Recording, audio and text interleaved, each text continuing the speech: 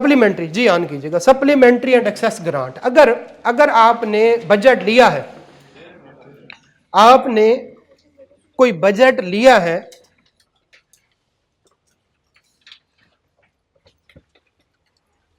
आपने कोई बजट लिया है, तो बजट तो होता है अंदाजा। आपने कहा मैंने हॉस्पिटल बनवानी है, हॉस्पिटल बना रहे थे, प्राइसेस बढ़ गई, फंड पूरे नहीं हो रहे, तो मजीद फंड फेडरल गवर्नमेंट आपको दे सकती है।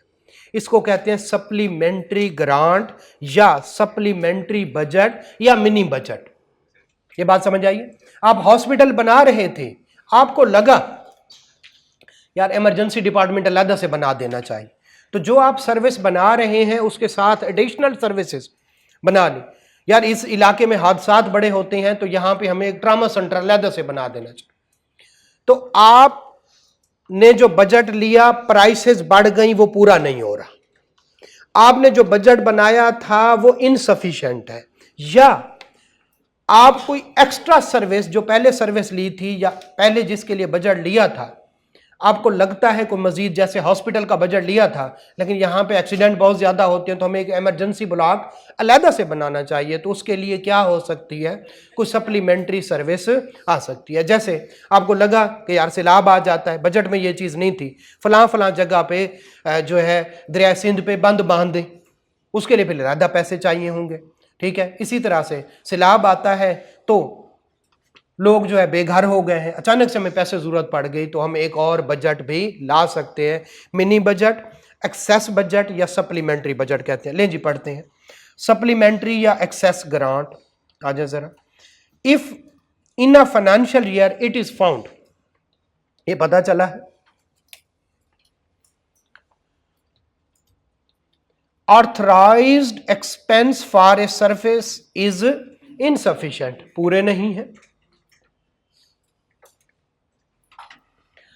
या एक्सपेंस फॉर न्यू सर्विस, जैसे मैंने कहा emergency block required which is not included in annual budget statement, budget में इस अस्पताल के इमरजेंसी डिपार्टमेंट का कहीं जिक्र नहीं था, या आप उस सर्विस पे ज्यादा खर्चा कर बैठे हैं, the amount spend on any service exceed the amount granted, खर्चा ज्यादा हो गया है, federal government can authorise expense from federal consolidated fund, for this federal government shall lay before, कौन से वाला, national assembly a supplementary mini budget या excess budget statement, procedure वही होगा। फिर आगे चलते हैं, सेक्रेटेरिएट ऑफ मजलिस शूरा, जो पार्लियामेंट होती है दो तरह की, एक है नेशनल असेंबली, एक कौन से वाली, सेनेट, सेनेट और नेशनल असेंबली, ये दो पार्लियामेंट। इन दोनों पार्लियामेंट के ऑफिस होंगे, एडमिन के खर्चे होंगे, ऑफिसर्स होंगे, सफाई का निज़ाम होगा, पेंट रंग रोगन, बाकी इस तरह की कुछ चीज़ें, टूट फूट, रिपेयर, मेंटेनेंस, इसके लिए काफ़ी सारा खर्चा होता है। अब वो कहते हैं इन दोनों ऑफिस के खर्चे के लिए कमेटी बना दो, उस कमेटी में सेनेट के मेंबर भी होंगे, और उसमें अच्छा सेनेट का कौन होता है, जो टॉप होता है, टॉप पे चेयरमैन, और नेशनल असेंबली का स्पीकर, क्लियर है, स्पीकर, चेयरमैन, और इसके अलावा कुछ बंदे होंगे, कमेटी वो खर्चे डिसाइड करेगी। अच्छा, जो खर्चे होंगे दोनों के अपने अपने होंगे, फेडरल कंसोलिडेटेड फंड से लिए जाएंगे, लेकिन जो पोस्ट है वो कॉमन हो सकती है, जैसे कोई एडमिन मैनेजर है वो दोनों का एक भी हो सकता है, दोनों का अपना अपना एडमिन मैनेजर भी हो सकता है, तो पोस्ट कॉमन हो सकती हैं बट खर्चे अपने अपने हो।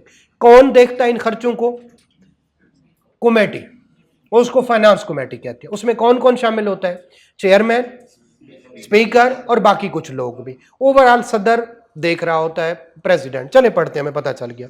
Each house has a separate office, secretariat मतलब office, however posts common to both houses can be awarded. Majlis Shura दोनों नेशनल असेंबली भी और नहीं सेनेट और नेशनल असेंबली दोनों may regulate recruitment of the person appointed to the staff of the both houses, बंदे कौन कौन से भर्ती करने हैं ये दोनों आप देखेंगे। Okay, speaker and chairman, speaker किसका और chairman ji, with the approval of president make rules regarding the recruitment of person appointing to the staff, कौन सा भर्ती करना है यही रूल बनाएंगे, कुछ इतना इंपॉर्टेंट नहीं है, बस पढ़ लीजिएगा। फाइनेंस कमेटी की समझ आ गई क्या बला है जी, जरा पढ़ते हैं। Expenditure of national assembly and senate shall be control by the national assembly and senate acting on the advice of, कौन से वाला कंट्रोल ये दोनों हाउसेस करेंगे, लेकिन एडवाइस कौन करेगी, finance committee consist of speaker, chairman, ministry of finance, minister of finance यानी finance minister and other member elected by the national assembly या सेनेट। क्लियर है? तो स्पीकर होगा, चेयरमैन होगा और फाइनेंस मिनिस्टर होगा और बाकी कुछ लोग होंगे। Finance committee make rules regarding it's procedure, इतना इंपॉर्टेंट नहीं है। आगे चलते हैं। प्रोवेंशन, अच्छा अब चलें पहले पेज पे, शुरू में चलें तो क्या नाम है इसका, फेडरल फाइनेंशियल प्रोसीजर, और इसका क्या नाम है, फाइनेंशियल प्रोसीजर। वो था फेडरल कंसोलिडेटेड फंड, यहां पे क्या है, और वो था पब्लिक अकाउंट्स ऑफ फेडरेशन, वहां भी पब्लिक अकाउंट, यहां पे भी पब्लिक अकाउंट। वो था पब्लिक अकाउंट ऑफ फेडरेशन और यहां पे है public account of province. Clear हो गया? वहां पे हाई कोर्ट, वहां पे सुप्रीम कोर्ट, यहां पे हाई कोर्ट, वहां पे प्रेसिडेंट, यहां पे गवर्नर, वहां पे जो है प्राइम मिनिस्टर, यहां पे चीफ मिनिस्टर। जरा आए ना, ये सारी चीजें लिखी हुई हैं, ये सारी चीजें लिखी हुई हैं 127 में। आपको एक याद करना पड़ेगा, बेहतर है फेडरल वाला कर लें, बाकी सारा हो जाएगा अगले 2 पेजेस। वो कहता है प्रोविजन ऑफ सेक्शन 87 एंड 88, वो जो ऊपर हम पढ़ चुके हैं, शैल अप्लाई टू कौन से वाला, प्रोविंशियल असेंबली और the provincial government the way, कैसे, जहां पे पार्लियामेंट है वहां पे प्रोविंशियल असेंबली, जहां पे प्रेसिडेंट है वहां पे गवर्नर, जहां पे फेडरल गवर्नमेंट वहां पे प्रोविंशियल गवर्नमेंट, जहां पे प्राइम मिनिस्टर वहां पे चीफ मिनिस्टर, जहां पे नेशनल असेंबली वहां पे, एंड काट दें, एंड आगे वाला काट। ये लफ्ज याद कर लेंगे तो पिछला जो याद किया है सारे का सारा आगे आपको, ये देखें जरा, जहां पे किसके पास थी कस्टडी, ठीक है, पार्लियामेंट के पास थी, तो अब यहां पे किसके, प्रोविंशियल। जहां पे प्रेसिडेंट था वहां पे क्या आ गया, गवर्नर। क्लियर है? इसी तरह से जहां पे फेडरल कंसोलिडेटेड फंड था, प्रोविंशियल कंसोलिडेटेड फंड। क्लियर है? जहां पे सुप्रीम कोर्ट था वहां पे हाई कोर्ट। क्लियर है? इस तरह स्पीकर और डिप्टी स्पीकर किसके थे, प्रोविंशियल असेंबली, वहां पे थे फेडरल के यानी पार्लियामेंट के या नेशनल असेंबली के, और यहां पे किसके आ गए, सेम है हर चीज। Procedure relating annual budget statement, authentication of schedule, वहां पे कौन था, प्राइम मिनिस्टर, और यहां पे कौन सा, चीफ मिनिस्टर। सप्लीमेंट्री ग्रांट वही है बिल्कुल, boards on account, power to authorise, ये सारा कुछ वही है। सिर्फ और सिर्फ आपने क्या करना है, चल आगे चलते, आगे चल जी। नहीं नहीं, आपने याद नहीं करना, आपने तो ईद की छुट्टियों में याद करना जी जी जी। बेटा घर जाके कौन सा आपने दिमाग यहां पे रख के जाना है, घर भी बैठ के पढ़ा जा सकता है, मैं घर में बैठ के पढ़ता, नहीं पढ़ने देते, घर वाले कहते बहुत हो गई, छुप के पढ़ना। ले जी बेटा, देखिए देखिए आप सीए में आए हुए हैं, मुश्किल डिग्री है, तो आप चाहते हैं आपको यूनिवर्सिटी की तरह पढ़ाया जाए। आप बीएस कर रहे हैं, देखिए रमजान में गाना गाना अच्छी बात नहीं है, फिर भी कहा करें दिल गलती कर बैठ। मैंने कहा था इस फील्ड में किसी को मैं घर से लेके आया है? तो बेटा आपने बस यही गाना गाना है और साथ में पढ़ना भी। आ जाए जी जी, क्या जी, समझ नहीं आई, लग समझ गई है। बेटा पढ़ना पड़ेगा, बहुत सारा पढ़ना पड़ेगा। आप चाहते हैं कि जब आप आर्टिकल खत्म हो तो आपको 1.5, 2, 3 लाख रुपए सैलरी मिले, लेकिन आप काम उतना करें जितना जो है बीएस वाले कर रहे हैं यूनिवर्सिटी में, घर जाके नहीं पढ़ें, तो वह पढ़ना पड़ेगा। दिन रात पढ़ना पड़ेगा, ज्यादा पढ़ना पड़ेगा, मजबूरी है इसकी। और जी काम सिखा दें, नहीं आर्टिकल भी तभी करेंगे जब आपकी बेस होगी। आर्टिकल में इतनी गालियां पड़ती है जिसकी कोई हद नहीं। हाँ सही कह रहा हूं, वो कहते हैं यही चीज आप पढ़ के नहीं है, जब आपको मैं गालियां भी मुझसे खानी है, हैं? नहीं मैं देखिए देखिए देखिए देखिए आपको क्या लगता है, देखिए मैं आपको रखूंगा, मैं अच्छे स्टूडेंट रखूंगा, ठीक है, समझ रहे हैं ना। मैं मतलब मैंने आपको पहले भी कहा है कि एक बच्चा ना रोता हुआ बाप के पास आया तो कहता है मुझे मोहल्ले वाले कह रहे थे तुम अडॉप्टेड हो। तो बच्चे बाप ने कहा अगर अडॉप्ट ही करना होता कोई अच्छा करते, तुम हमारे हकीकी बेटे हो, तो आप लोग हमारे स्टूडेंट हैं, अगर मुझे मौका मिले अल्लाह दे तो चले खैर वापस है, आगे है फेडरल। आर्टिकल के बारे में ये बता रहा हूं कि पहले ये पढ़ो उसके बाद आर्टिकल करेंगे, ठीक है जी। यही नॉलेज, ये वाली लिस्ट पूरी याद करके दे आ जाए। जी अल्लाह का शुक्र है नहीं हो रही। फेडरल लेजिस्लेटिव लिस्ट, ठीक है। वो यार ये ग्रुप ए है, अभी ग्रुप बी है, अभी बड़े इम्तिहान पड़े हैं आपके, ठीक है। तो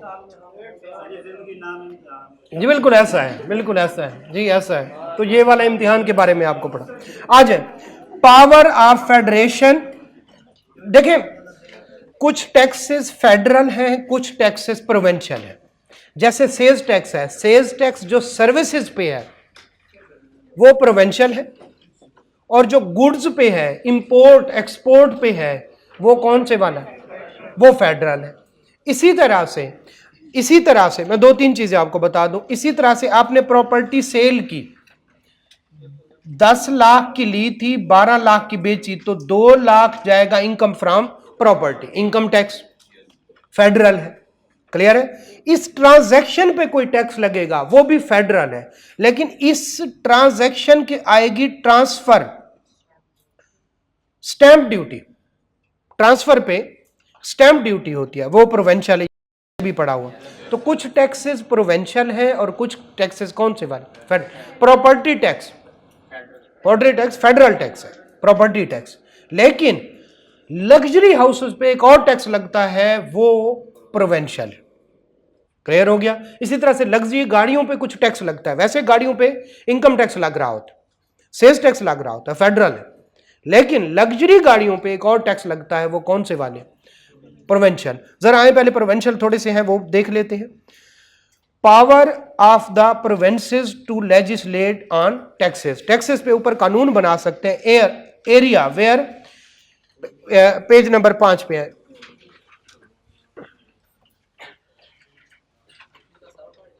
नहीं पढ़ाऊंगा, थोड़ा बेस बना रहे हैं।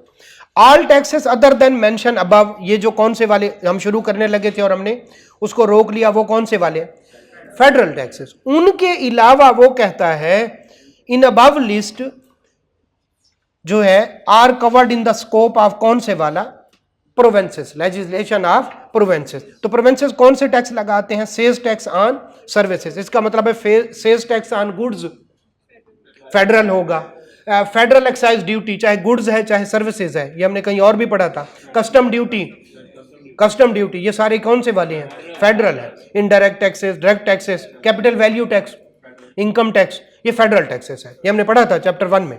Okay. Tax on transfer of immovable property, देखिए इमूवेबल प्रॉपर्टी पे अगर गेन आता है वो कैपिटल गेन है, अगर उस पे कैपिटल वैल्यू टैक्स है वो कौन से वाला है, वो फेडरल है। लेकिन ट्रांसफर पे स्टैंप ड्यूटी है तो वो किधर है, वो प्रोविंशियल है। ओके। प्रोफेशनल टैक्स, डॉक्टर पे, चार्टर्ड अकाउंटेंट पे एक टैक्स लगता है और वो कौन से वाला है, provincial. Tax on luxury houses, tax on luxury vehicles, मैं पहले बता चुका हूं। और फिर आखिरी कौन से वाला है, प्रॉपर्टी टैक्स। ये प्रॉपर्टी टैक्स फेडरल भी है और प्रोविंशियल है, दोनों है। तो इसका मतलब है प्रॉपर्टी पे जो टैक्स लग रहा है वो फेडरल वाले भी ले जाते हैं, ठीक है। लेकिन आप इसको इसके साथ कर लें, इसकी कुछ लिमिट है, ये जो लग्जरी हाउस है, यानी ओवरऑल प्रॉपर्टी टैक्स किसकी तरफ जाता है, फेडरल की तरफ जाता है, लेकिन एक खास अमाउंट से ऊपर के जो घर है तो ये दोनों ऑलमोस्ट सेम है, ये वाला पॉइंट और आखिरी वाला पॉइंट, तो प्रॉपर्टी टैक्स के साथ लिख ले वही लग्जरी वाला प्रॉपर्टी। अच्छा ये बताएं, एग्रीकल्चर इनकम प्रोविंशियल टैक्स है, फेडरल में तो एग्जेम्प्ट है, तो फिर कहां पे टैक्स होता है, प्रोविंशियल में। क्लियर हो गया? तो इनकम टैक्स वैसे क्या है, फेडरल टैक्स है, लेकिन income tax on agriculture income, जब हम इनकम टैक्स पढ़ रहे थे हमने कहा एग्जेम्प्ट है, लेकिन जो है वो फेडरल में तो एग्जेम्प्ट हो गया, तो किस में टैक्सेबल है। चले आप एक बोरिंग सी लिस्ट पढ़ते हैं, आ जाए सर जी। उनका भी रेवेन्यू डिपार्टमेंट होता है। जैसे मैं आपको बता दूं, जैसे एफबीआर है फेडरल का, और जो है इसका है वो है पीआरए, पंजाब रेवेन्यू अथॉरिटी। इसी तरह से केपीआरए, खैबर पख्तूनख्वा रेवेन्यू अथॉरिटी। सिंध का डिफरेंट नेम है एसआरबी, सिंध रेवेन्यू बोर्ड, और BRA Balochistan revenue authority, revenue authorities बनी हो। चले खैर वापस आ लें। अच्छा इसको 1 2 3 कर लें, ये पता नहीं कैसे 40 आगे से कहीं से चल रहा है, ठीक है, बस इसको कुछ ना करें, ऐसे ही रहने दें। मैं इसको जरा कंफर्म कर लूंगा कि ये लिस्ट है क्या, शायद ऐसा हो। खैर फेडरल के taxes, custom duty, export duty federal, हमने प्रोविंशियल पढ़ लिया, हम किसकी लिस्ट पढ़ने लगे हैं, फेडरल की। एक्साइज ड्यूटी, साल्ट पे एक्साइज ड्यूटी और बाकी सारी चीजों पे वो फेडरल है, लेकिन अल्कोहल पे, अफ्यूम पे और नारकोटिक्स पे ये प्रोविंशियल में चली जाती। यानी फेडरल ड्यूटी ये किसी तरह से हिस्सा दे दिया। कैसे हिस्सा देते आगे देख। तो साल्ट और बाकी सारी चीजों पे, साल्ट पहले प्रोविंशियल था, अब वो क्या हो गया है, फेडरल, बट नॉट इंक्लूडिंग कौन से वाला, अफ्यूम, अल्कोहलिक और अदर नारकोटिक्स, वो प्रोविंशियल की तरफ चला गया। बाकी सारे का जो फेडरल एक्साइज ड्यूटी है वो अभी भी फेडरल है। Tax on income other than, ये समझ गया ना, एग्रीकल्चर वाला किधर चला गया, प्रोविंशियल में, और बाकी सारी इनकम किधर आ गए, टैक्स ऑन कॉर्पोरेशन, ठीक है, बिजनेसेस पे कुछ टैक्स होते हैं, हमारे सिलेबस में नहीं है, शो करें। Tax on sales and purchase, sales tax, goods imported, exported, manufacture, except sales tax on services, वो हमें पता है वो कहां है। तो इसका मतलब है गुड्स पे जो टैक्स है वो किस पे है, चाहे वो इंपोर्ट है, चाहे वो एक्सपोर्ट है, चाहे वो लोकली सेल हो रहे हैं, वो फेडरल है, लेकिन जो सर्विसेज पे है वो किधर है। Tax on capital value, capital value tax हम पढ़ चुके थे। Not including tax on immovable property, ये समझ गया ना। इसका मतलब है कैपिटल वैल्यू टैक्स तो फेडरल है, लेकिन इमूवेबल प्रॉपर्टी ये कौन से वाला कह रहा है, स्टैंप ड्यूटी पढ़ा था हमने, स्टैंप ड्यूटी 4A में पढ़ा था हमने, पूरी एक एग्जांपल थी फेयर मार्केट वैल्यू में, नहीं याद, ओके। अच्छा कुछ आपको रट्टे लगाने पड़े, मिनरल ऑयल, नेचुरल, और ये अगर ये न्यूक्लियर एनर्जी की जनरेशन के लिए इस्तेमाल होती हैं, ये 3 चीजें, तो फेडरल है। मिनरल ऑयल, नेचुरल गैस और मिनरल्स अगर ये यूज होती हैं किसके लिए, न्यूक्लियर एनर्जी के लिए, तो ये कौन से वाला, फेडरल टैक्स है, रट्टा लगाना पड़ेगा। Tax and duties on production capacity of plant machinery undertaking, undertaking भी एक हमारी सिलेबस में है, इंडस्ट्रियल अंडरटेकिंग, तो ये बेसिक इंडस्ट्री को कहते हैं अंडरटेकिंग।